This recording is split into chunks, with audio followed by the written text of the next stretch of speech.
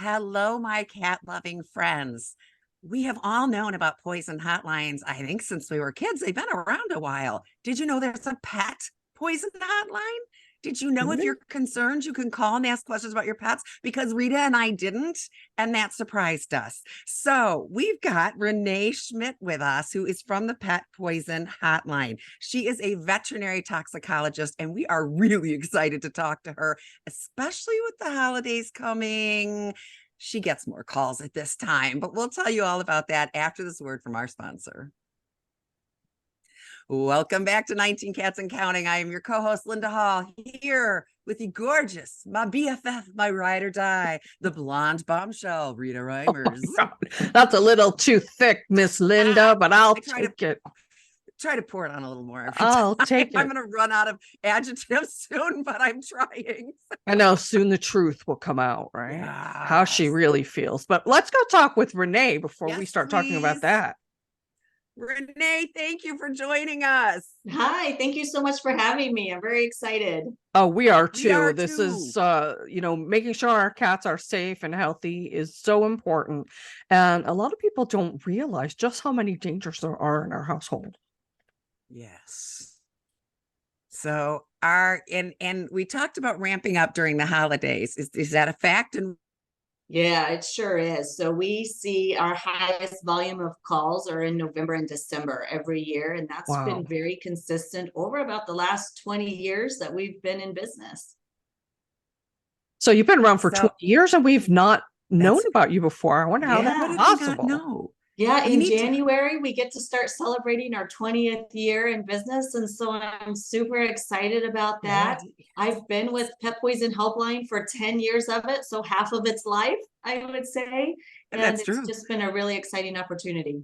Ah, that's awesome. You need to can you order like stickers and magnets for your fridge that say Pet Poison Hotline? Because I know when I was a kid, my mom had the one with the ucky green face and the number to call in case I remember that. Yes. Yeah, you bet. So yeah, ask your veterinarian. If we send those to veterinary clinics, all they have to do is request it and we'll send them their clings. They're not full magnets. They pop on and off so that it sticks on stainless appliances and things like that. We also have top 10 toxin clings. So we have a separate one for cats, our cat lovers, and then we also have a separate one for dogs. So everyone kind of knows what those concerns are because they're a little bit different between the species. Definitely. Sure. Would you say cats are more sensitive to poisons and things around our home? You know, it depends on the toxin, but around the home, a lot of them are a lot of medications they're more sensitive to. So pain medication like ibuprofen, you think about Advil or Aleve, so naproxen, any of those pain medications. They're certainly more sensitive to certain foods like onions and garlic. But fortunately for cats, they're not sensitive to xylitol. And if you're a dog lover, or if you have dogs in your household, xylitol is a huge toxin that we talk about all the time. And fortunately, cats, they didn't draw the short straw that time. That's amazing. And so they do pretty well with that. Good. Wow, I'm surprised to hear that. Yeah. I'll tell you one of the things I love about this. My girlfriend Cheryl had an Australian Shepherd, may she rest in peace. She was a wonderful dog, but Christmas time, she had this little bowl of the Christmas foil wrapped Hershey Kisses, red and green and silver and pretty. Oh, wow, I remember this. And they disappeared. They were sitting in a bowl by the door, and the dog was pooping sparkles in the snow. And it was very festive. But she said she was so concerned, but it was like, it's always like a Sunday at 8 p.m., right? Right. So she said, do I go to the emergency vet? So she kind of she is a nurse and has been for a million years and used to teach it. So she's got not so much with the dog, but she's got some knowledge. And she said, I looked at his body weight and the amount, and she said, I aired and I let it go and it was okay, but she was scared. If she could have just called you and said, hey, my dog just ate 10 Hershey's Kisses. Do I need to do something? Her mind would have been at rest at least, and she could have known whether this was worth an emergency visit or not. Yeah, for sure. So we're open 24 hours a day, 7 days a week. We never close. And we can offer that peace of mind, just as you said, and let them know, do we need to be concerned or do we not need to be concerned? And there's value in that. There's times when the pet parent may call us from the veterinary clinic, and when they get there and we say, gosh, you don't need to be there, go back home. And there's other times when they're at home and we say, now you really need to go there. Here's something to watch for at home with them. And we can really offer that peace of mind. It's really stressful to get an animal out. As a veterinarian, my cats hate going to the clinic. Oh, yeah. And so with every other pet parent that's out there. And so if we can keep these animals at home and please. only send them in when they really need to be, there's a really great value to that. Huge. Yeah. And you don't want to, I know that strain of being like, is this worth, not with toxins so far, thank God, I'm knocking wood. But with other illnesses and signs of illness, that it's like, is this worth an emergency visit? Can I wait till tomorrow? Am I gonna make the wrong decision? Can we go back to the chocolate for a second? Is it also toxic for cats? Because I've read different things about the chocolate in animals. In fact, I remember growing up, we had a lab, golden mix, and this was in the 70s, we used to give him chocolate, which we wouldn't do. He even had a squeaky toy that looked like a Hershey bar and smelled like, you remember that one? My dog had that. It really smelled like chocolate. I used to sniff it all the time. So let's talk about the truth in chocolate in both dogs and cats, as a lot of our listeners have both dogs and cats. Yes. Yeah. So you bring up two really great points. One is, yes, chocolate in cats and dogs, they have the same, what we call toxic dose. So it's just as concerning for cats as it is for dogs. Okay.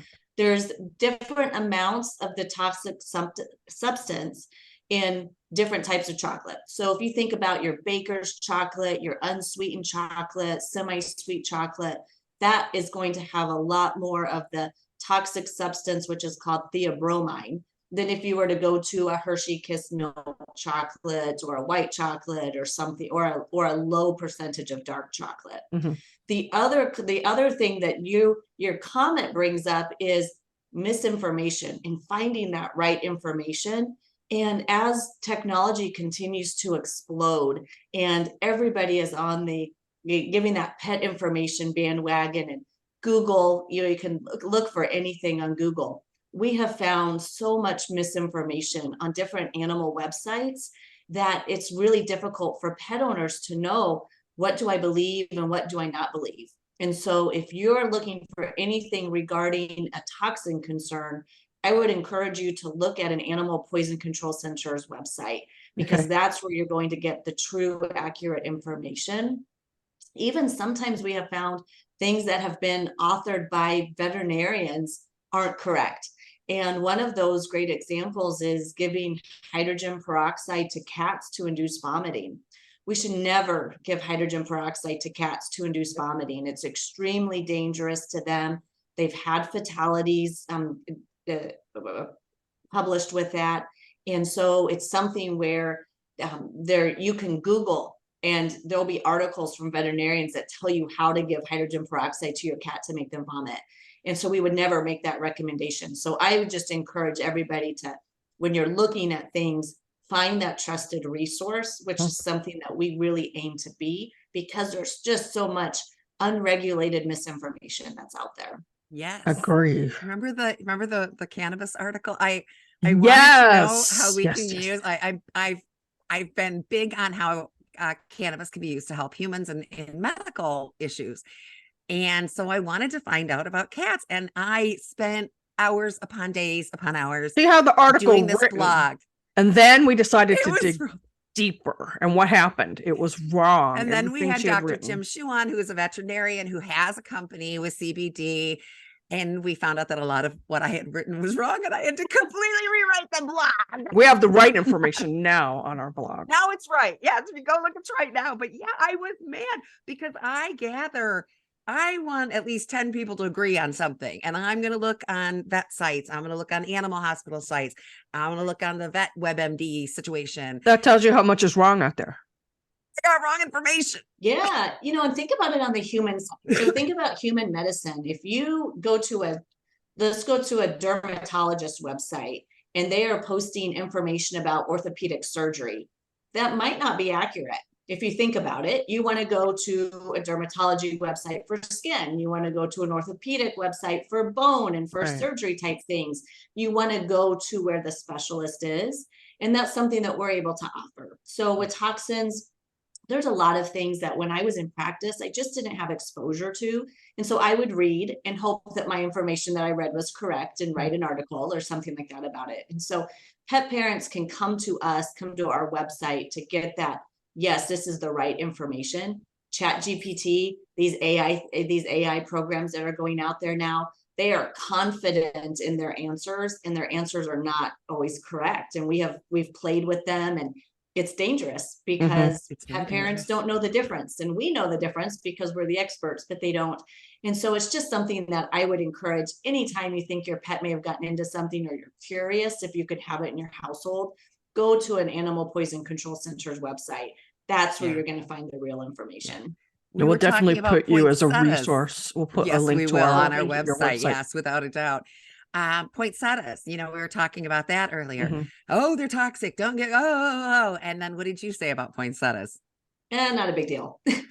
So maybe you're going to have some stomach upset. We don't want any of our pets to have vomiting and stomach upset, but we're not going to have to rush them to the veterinarian. It isn't going to be life-threatening to them. So not a big issue. They really get the bad rap. They're the quiet kid in the back of the room that's not trying to cause any trouble, but everyone's picking on him. Yeah, I think even the ASPCA national website says they're poison. But if you're ever doubtful about something, technically they are poisonous. Technically, because they cause an adverse reaction to occur. They're just not a big deal. They're not going to. You're better off not to. If you're in doubt about something, don't put it around your cats or dogs, or don't give it to them. It's the accidental ingestions that we really have to be careful of. We were talking about before we started recording lilies, and it's one of the top 10 poisonous substances for cats. Is that true? Yeah, it's actually the number one call that we receive, and so it's the most common call that we receive, and it's been the number one for cats for many years. And I think it's just because they're so readily available. They're accessible to the household. Very common in household cut floral arrangements. Also common outside for landscaping. And so we don't get a break at different times of the year. They can be exposed to it at any time. The one thing to remember about lilies is that there are a lot of plants that have lily in the name, but they're not what we consider the true lily, or the lily that we are concerned with causing kidney failure in cats. That's our big concern, is those lilies that cause kidney failure. Those are going to be your Easter lilies, your stargazers, your orientals, the rose lily, which is so popular right now. Those are true lilies, and we want to avoid any aspect of them in the household. The other thing to remember is that all parts of that plant are toxic. So the pollen, the water that it sits in, the leaves, the petals, every part of that plant is toxic. And so if that pet even just gets into a small amount, we're going to want to be really aggressive, because the potential end result is kidney failure, which is not going to be reversible and is fatal. That's definitely a vet visit, correct? Yeah. So they don't even have to really eat the leaves. If I rub against one of those pistils or whatever they are, sorry, I flunked that, of course, with all the little stuff on the end of it, and it gets on their pollen, we're in trouble, right? Yeah, for sure. And we'll get pictures from pet parents who will send us pictures of the lily or of the cat, and they'll say, I came home from work and he's just head to toe yellow, or head to toe brown or orange, and they're licking this. They're likely self-grooming, as cats do. And so that's how they're getting exposed that way too. What does the vet do to counteract that? I know you probably need to make the cat vomit. Yeah, so depending on the timing, we try to get them to vomit. Cats like to vomit when you don't want them to, and when you don't want them to. We all know our cats. We know. And my cat, will leave me something at the most inopportune time, but when I want it to happen, it's not going to. But yes, we do try to induce vomiting in cats with a medically approved medication. And then usually they're going to be on intravenous fluids for a couple of days to help protect those kidneys. And so they're in the hospital for several days. We watch their lab work to make sure that their renal values, their blood work that looks for renal function, is staying normal. Most of the time, if this is caught early enough and it's treated aggressively, vast majority of them have no issues. If they do have issues, it's usually ones where they haven't been treated. The owner didn't notice it, or they thought it was no big deal, and so then they didn't do anything, and then the cat starts vomiting and is lethargic and, you know, having these changes, and then it ends up sometimes being too late to treat. Well, So if you've got a lily in the house, I was just yeah, gonna if say, I've so got a if, 9 to 5 job, if you have a lily I've- in the house, you shouldn't, because it doesn't matter if you keep it in a separate room, you're going to be bringing that pollen back and forth. Yeah, for sure. And so I always recommend to people, if you're going to send flowers to a friend and you know they have a cat, make sure you tell the florist no lilies. yes. If you are bringing a plant home, make sure it doesn't have lilies in it.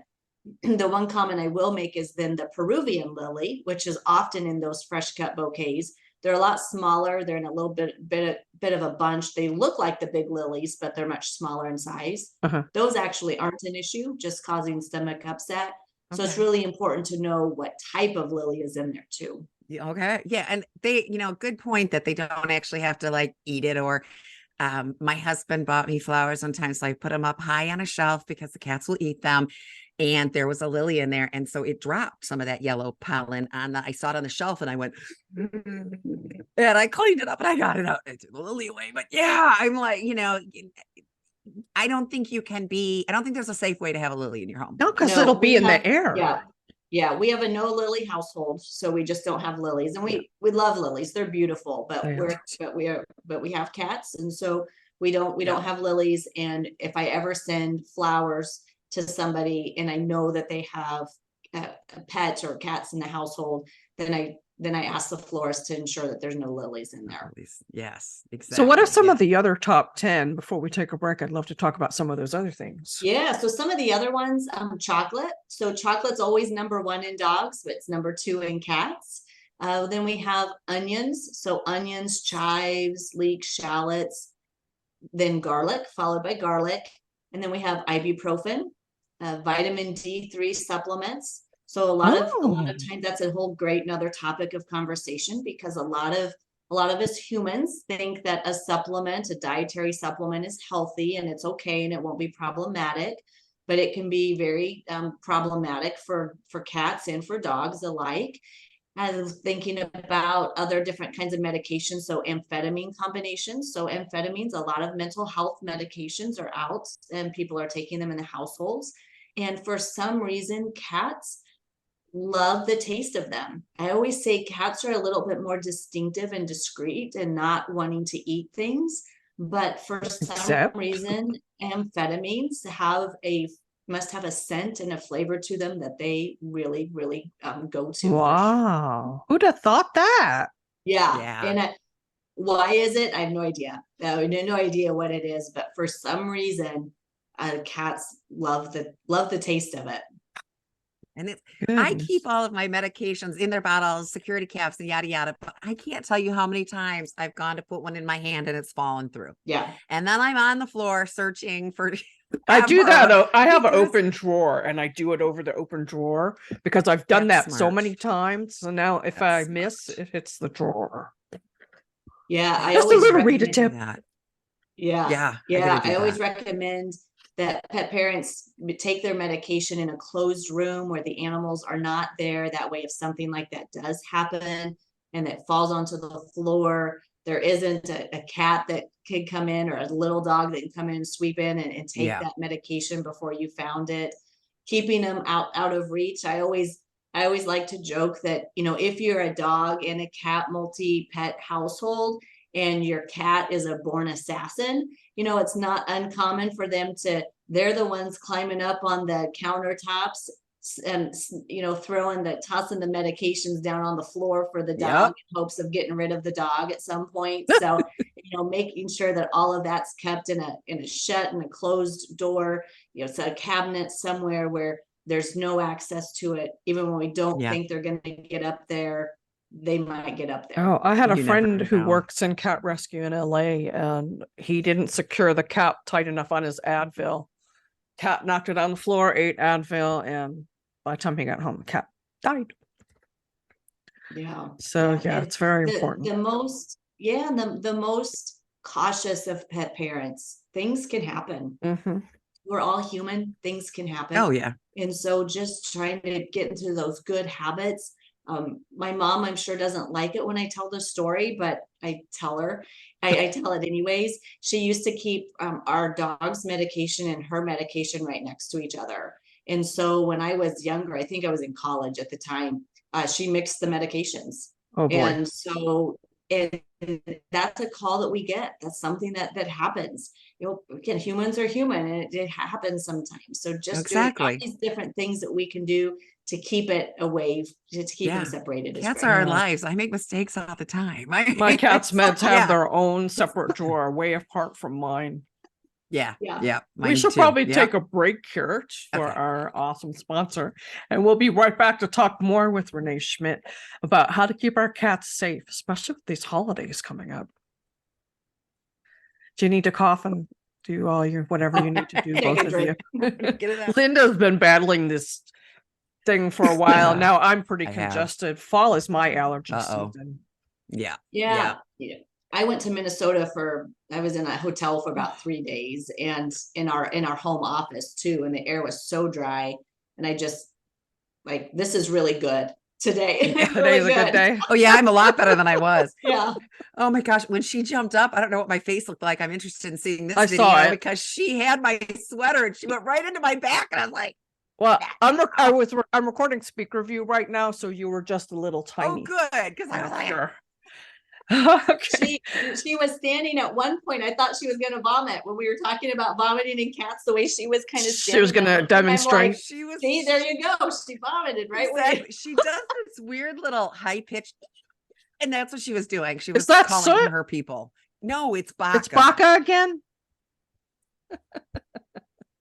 She's on a thing. I don't know. She normally only likes my husband. She only liked my stepdaughter until she went away to college. Then it was my husband, and I don't know why she's decided she likes me now, but I'll take it. Oh, you changed your earrings. I liked the other ones. You changed it. The hook thing was broken, so I had to switch it out. Okay. Right, take a drink, take a breath, and Let's go. I'm going to bring us back. Yeah, great. Awesome. Yes, this is great. We need to write a blog about this too, Linda. Yeah, we do. Okay. And we're back with 19 Cats and Counting, and my awesome co-host and BFF, Linda Hall. And Renee Schimd is talking to us about the poison control hotline just for animals. Who knew? Yes. So, Renee, we just finished talking about the top 10. Linda has a question. Yes. Go ahead, Linda. I was going to ask Dr. Renee, what is a common thing that you're just like, I wish everyone would just understand this and stop doing it? Well, I think one of them for sure is the plants in the house, knowing which ones are what they should avoid in their pets. And then the other one is leaving that medication out, like we kind of alluded to before the break, and just thinking about when you have visitors come over. A lot of them might not be aware, or they're not coming from pets in their household. And so they don't think about it. Whenever I go travel, I set my suitcase on the floor and open that up. And if you have a baggie of medication, most of us don't want to take all of our different pill vials. We throw them in a bag, and there they go. And so encouraging people, if you're going to have house guests and stay at your house, ask them when they come in, do you have any medications? Here, let's put this, I've set this place aside for you up in the counter, up in the cabinet. See, I would have thought do that, and to just have everybody not have that potential exposure. This is the time of year where we have a really high volume of calls from that exact thing happening, where the animal got into someone's bag, a visiting person's bag or medication, and then that person doesn't have the medication bottle with them. So they're not exactly sure.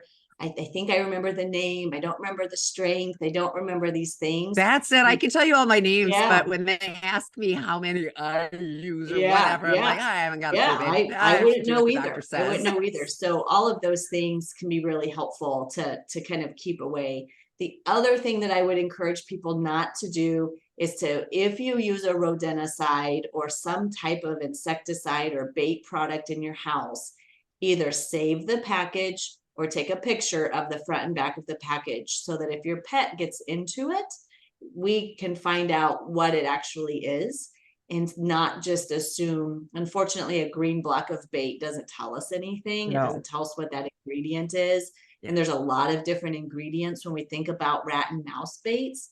I always say that the best mouse bait is a cat, right? To get in those, but sometimes they're in certain situations where we have different things like that around, and then we kind of run into problems when that packaging is thrown away. Yeah, I won't let my people that exterminate that they spray outside quarterly. I won't let them come inside and do anything. Outside only. And I won't use anything like that. They wanted me to I had a little mouse problem because they mowed down next door to build a house, and they wanted me to put one of those little bait things in the house, and I said no, I won't do it. I'd rather have a mouse in the house than a cat get sick or die. Yeah.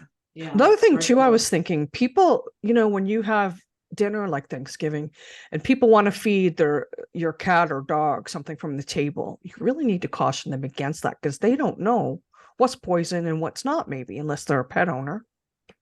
Yeah, absolutely. And getting back to that onions and garlic that is in one of our top 10s for cats.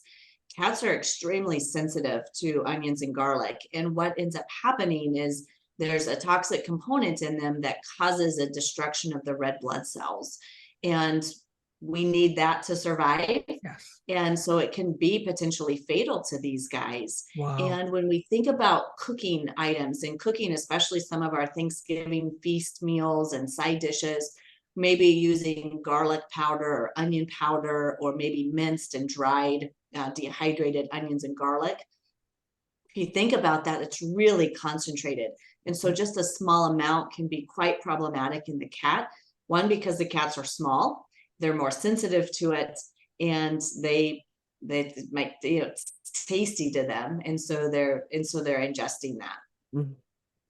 Just getting it on their fur, right? I mean, that's always one of the concerns I have about indoor outdoor cats. So my neighbor is, the big green lush lawn guy that's got to keep his lawn just so. He sprays chemicals on it. If your cat rolls around in it and then grooms themselves, right? They don't have to ingest it. Although we know cats eat grass too. So I guess that would be a concern either way. Yeah. But yeah, you're absolutely right. So it turns into a skin exposure, which depending on the product could be problematic.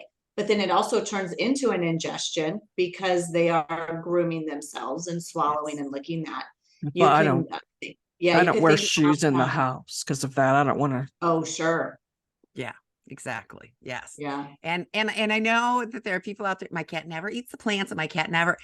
You can never say that. I mean, you don't know unless you're following them around 24/7. You don't know. Yeah. And, I remember when we were doing the pet sitting business, we had a client call and have to cancel her reservation and her very expensive trip at the last minute because the beloved toy that the cat has never destroyed in like the 10 years he's loved it, he finally decided to destroy and ate the squeaker inside of it. And what about the one that ate part of the water fountain?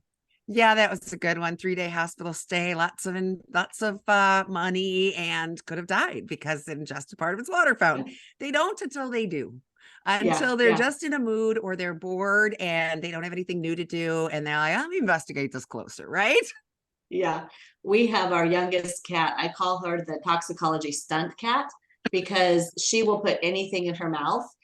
So I use that to my work advantage. So when we need some pictures of an animal getting into some chocolate or getting into something, we're all right pose there. her. She's never gotten into something that's been dangerous, but she's willing and able. And our dog, she's more obedient, I guess I would say, and you can't get her to. She's like, no, I know that's I'm not. You won't let me do that. So that's the difference between training a dog and teaching a cat. Notice I said teaching a cat. You can't train a cat. No, exactly. You just can't do it. At all. I think from the behavior aspect, cats are both predator and prey in nature. They have to check everything out. There could be a predator, there could be a prey. They have to. So when you bring something new in, it must be investigated. Then why won't they take their medicine, Linda? They'll eat my medicine, but they wish. Sure. I don't. Put your name on the bottle. That's a good idea. Do it. I wonder if that would work. What else do we need to be careful with, Renee? Let's see here. I think we've talked about kind of like rat baits and rodent baits, cleaning products. Cleaning products is a big one around the house. We want to Yes. make sure that we have our dishwasher, the detergents, our, our laundry detergent, any type of cleaning chemicals. Depending on the active ingredients, cats can be more sensitive to some of those than others. And so something that we want to make sure, again, keep it behind the door, keep it behind a door that they can't open. We don't want to have it on the lower cabinet door. So obviously a higher cabinet would be ideal, especially if that cat can open that. We don't want them biting into those laundry pods or those dishwasher pods or anything like that. Yep. That can cause some pretty significant mouth pain and even ulcerations, and can be pretty damaging to them if that happens. Linda had to put Yeah. baby locks on her I do. cabinets. Yeah. Yeah. There's, I one day my Kismet was just in the mood to, every once in a while they just want to isolate. And I opened the cupboard door where the plates are, which is high up, and there's a cat laying on my dinner plates. So, I had to put baby locks on everything. Now it's a pain in the butt for me to try to get the dishes, but it is what it is. They'll find a reason to do what they do. Yeah. I always say, child-proof your house if you own a pet. You have to 100%. toddler-proof your house if you own a pet, and just think about all of those things that they could potentially get into. And if your cat's a climber and a jumper, then you have to go up to the upper levels to get all of those things under control or safe. Yes. I've definitely done more cat proofing for my cats than I ever did for the baby proofing for my children, because they couldn't get up to that high up. But yeah, for sure. What's really been discouraging for us is finding products that are pet products that are aimed at pets. So we took the time and did some deep dives on some stuff. We found out that Do we want to name names all here? the ingredients. So then we do, I didn't care. The first thing I did, Nature's Miracle Calming Spray. It said preservatives. It took me a long time to find out what the Not preservatives natural were. and not a miracle. Then I did a search on the web for this item and this item and this item, which are all really long, ridiculous. And found out that all three of the preservatives they use are not allowed in human products because they're a moderate risk of organ toxicity. See, why do they hide it like that? They don't even put it. It just says what, like cleaning products, cleaning surfactants, cleaning agents, preservatives. You've got to do your homework. How in the world, without playing detective and spending hours per product, do we find what's safe and what's not? Yeah, it can be very, very challenging. And so depending on the type of product and what regulations are accompanying that product, they can list what they will call a proprietary blend, or they may list the ingredients but not the amounts for proprietary reasons, meaning it's a company secret.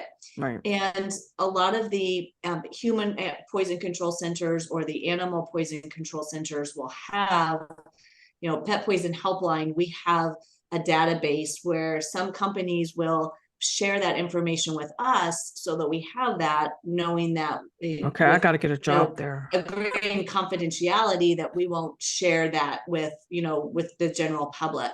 And so sometimes that's a good way to look at those specific products. But shouldn't it be shared with the public though, Renee? What do you think about that?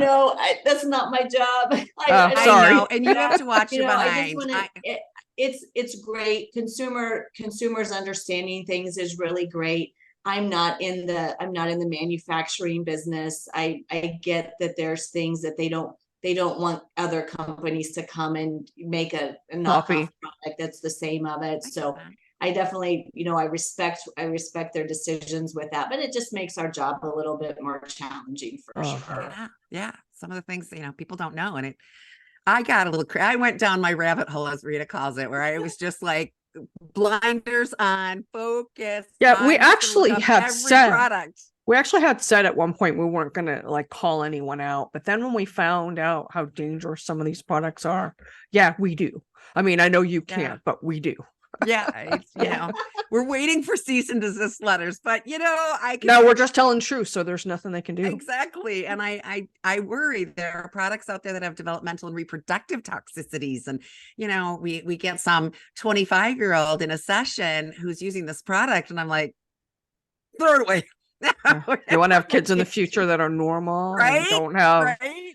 issues or, no. Yeah. And I think the other thing that brings that up too, and you briefly mentioned it as far as like natural ingredients, and we have to be really careful with natural ingredients as well. And I use a very poor example, but I think it kind of brings it home a little bit more. Snake venom is natural as well, and it's fatal. And so it's something that even though it says it's all natural or it's homeopathic or it's holistic, depending on the amount, it could be potentially problematic. And there's a famous saying in toxicology, it's the dose makes the poison. And so everything in it's different amounts, moderate amounts, moderation is kind of the key, but really checking to see if you're wanting to use a product in your household. Essential oils is a great example.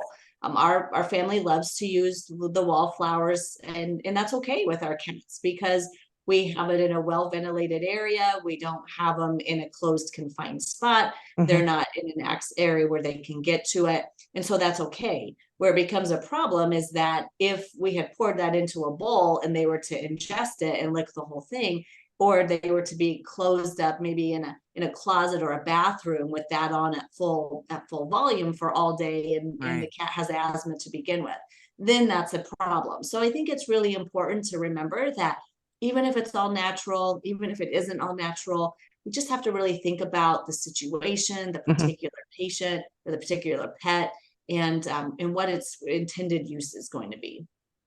I know we're running out of time, but I have to ask about salt lamps. Good question. If there's a cat that is really licking the salt lamp a lot and is ingesting a large amount of salt in itself can be a toxic concern. I'm not sure we've had an exposure where a pet has ingested enough to be an issue. It's usually maybe like a couple of licks and then they move on. But if they were like my son who loves salt, and just really, we always tease we can get him a salt block for Christmas because he loves anything with salt on it. But if they were really to go to, kind of go to town with that and constantly be looking at the salt lamp, then I would probably avoid it.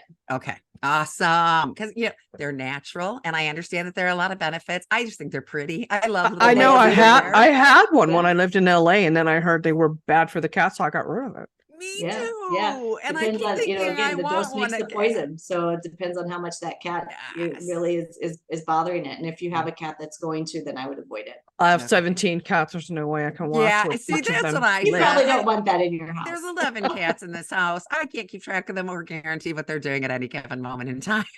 Just a free for all around here. So. Well, I hate to put, end this podcast. We could probably do 2 in a row, but Renee, are there any last bits of wisdom you would like to leave our viewers and listeners with?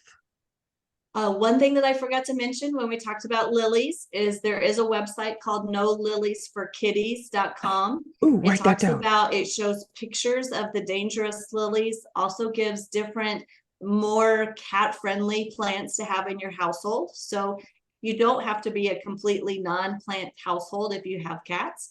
And so I would encourage people to check that out. Pet Poison Helpline, we did that in collaboration with the Minnesota Veterinary Medical Association. And so I guess I'd like to just take that opportunity to point that one out too. And then again, just remember, think about your pets as being the toddlers. And so anything that you can do that you would want to avoid having around a crawling baby or a little toddler in the house, think about that when you're thinking about pet proofing your home as well. Yes. Be sure to visit petpoisonhelpline.com and bookmark that website for future use. You never know. You may think you're so careful, and then one day your cat gets a hold of something. Yeah. Be prepared. Yes. 855-764-7661. I have is that Poison Helpline. I'm writing that on a piece of paper, an index card, and it's going on my fridge. Yes, we definitely need refrigerator stickers and things with that on it. For sure. Sounds great. Yeah, check with your veterinarian, and we're happy to, we send groups of them to veterinarians. And so hopefully your veterinarian has that readily available for you. I Awesome. haven't noticed it at my vet's office. I'll have to check with You're gonna Dr. have to Glenn. ask, yeah. If not, we'll Yes. have to have you guys send them some. That would be Yes. great. Yeah, I'd be happy to. Well, thank you so much, Renee, for being with us. We hope you'll come back again. Absolutely. Everybody's got to get prepared for those holidays. Linda, for being my co-host and the one that is so outgoing, because that is not me. You want to see some sparkle? That's Miss Linda. We balance. And of course, I have to thank Mark Winter for giving us this awesome spot on Pet Life Radio. We will be forever grateful. And just remember, especially as the holidays come up, every day is Catter Day. We'll see you next time.